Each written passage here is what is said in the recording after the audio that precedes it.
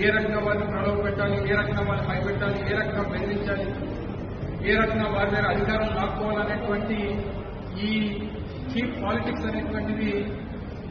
దీని మీద శ్రద్ధ ఏదైతే పెడతా ఉన్నారో అది ప్రభుత్వం పనితీరు మీద పెట్టుంటే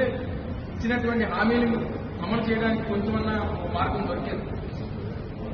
ఏ ఒక్కరికి కూడా ప్రభుత్వం పనితీరు మీద కానీ ఇచ్చినటువంటి హామీల మీద కానీ వారికి శ్రద్ధ లేదు. ఉన్నటువంటి అధికారాన్ని ఏ రకంగా లాక్కోవాలనేటువంటి తాపత్రయం ఉన్నటువంటి కూటమి ప్రభుత్వానికి మరొకసారి తెలియజేస్తా ఉన్నాం. ఉన్నటువంటి వైఎస్ఆర్ కాంగ్రెస్ పార్టీ కార్పొరేటర్లు కానీ జగన్మోహన్ రెడ్డి గారి నాయకత్వంలో వారికి ఏ రకంగా వారిని మరింత బలోపేతం చేసుకునేటువంటి దిశగా వాళ్ళలో మరింత ధైర్యాన్ని నింపేటువంటి విధంగా భవిష్యత్తులో వారికి పార్టీకి అండగా నిలబడినటువంటి వారందరికీ ఏ రకంగా సముచితమైనటువంటి స్థానం ఇచ్చేటువంటి దాంట్లో కూడా తప్పకుండా పార్టీ గౌరవిస్తారనేటువంటి విషయాన్ని కూడా